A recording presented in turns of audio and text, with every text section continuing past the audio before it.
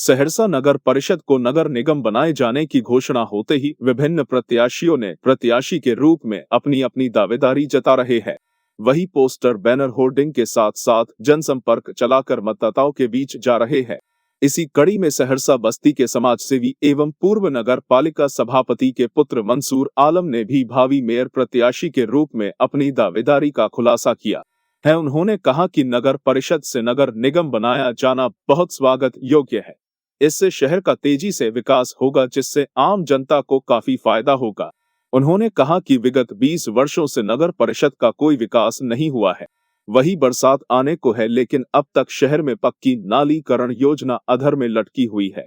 वही नब द्वारा साफ सफाई के लिए भी कोई ध्यान नहीं दिया जा रहा है। स्वच्छता रेटिंग को लेकर शहर में बेतरतीब डस्टबिन लगाए गए हैं, जो सरकारी राजस्व का दुरुपयोग ही साबित हो रहा है। उन्होंने कहा कि नगर परिषद का हाल बहुत बुरा है। चारों तरफ कूड़ा कचरा एवं गंदगी का अंबार लगा हुआ है। ऐसा प्रतीत हो रहा है जैसे हम लोग शहर में न रहकर किसी गांव देहात में रहते हैं। उन्होंने कहा कि आम जनता मेरी पक्ष में आशीर्वाद स्वरूप अपना मत देकर विजयी बनाते हैं तो हम नगर निगम को स्वच्छ, सुंदर एवं खुशहाल बनाएंगे। उन्होंने कहा कि मेरे पिताजी भी वर्ष 1977 से 2002 तक नगर पालिका के सभापति रह चुके हैं। उनके कार्यकाल में काफी विकास हुआ। वही उनके अधूरे सपनों को साकार करने के लिए मैं जी जान से कोशिश करूंगा। उन्होंने कहा कि नगर निगम चुनाव को लेकर अभी से काफी सक्रिय हैं और इसके लिए वे अब तक लगभग 10 वार्ड में जनसंपर्क चलाकर मतदाताओं से मुलाकात की है। उन्होंने कहा कि नगर निगम की घोषणा तो हो चुकी है, लेकिन परिसीमन का कार्य अभी भी पूर्ण नहीं हुआ है। ऐसे में यदि मई महीने में चुनाव कराए जाते हैं तो इसके लिए सही ढंग से परिसीमन आवश्यक है। वही कई वार्डों में अधिक मतदाता है, जिसे कम कर अन्य वार्ड में सामंजन आवश्यक है। परिषद को नगर निगम के लिए घोषित किया गया है, इसको लेकर आपकी क्या रणनीति बनाई है? नगर परिषद को नगर निगम बनाया तो इसके लिए तो बहुत खुशी की बात है कि मेरा शहर अब विकास की प्रगति पर चढ़ेगा और जो सरकार का फंड है उसमें बढ़ोतरी होगी, आम लोगों को फायदा पहुंचेगा।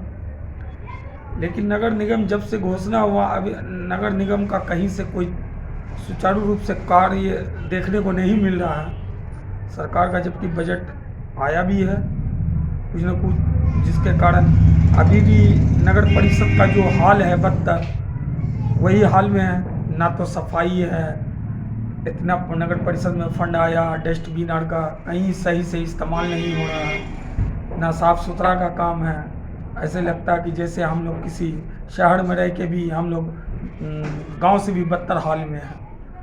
सुचारू रूप से कहीं से कुछ देखने को नहीं। 20 साल से तो नगर परिषद माना जाए कि खत्म है, किसी तरीका का विकास नहीं हुआ, यही हाल है। अब नगर निगम अब बना तो आम लोगों को फायदा होगा, लेकिन अभी तक इसकी प्रक्रिया में कहीं से कुछ देखने को नहीं मिल रहा। नगर निगम के चुनाव में क्या भावी उम्मीदवार होंगे? बिल्कुल रहेंगे। आम जनता अगर फैसला करती है, आम जनता वोटिंग करेंगे तो हम लड़ेंगे। आम जनता जिताएगी, अगर जिताएगी तो हम लोग उसके लिए अपना कैंडिडेट के रूप में हमने घोषणा भी किया है कि अगर आम जन लोग चुनेंगे तो हम उसके लिए उम्मीदवार बनेंगे।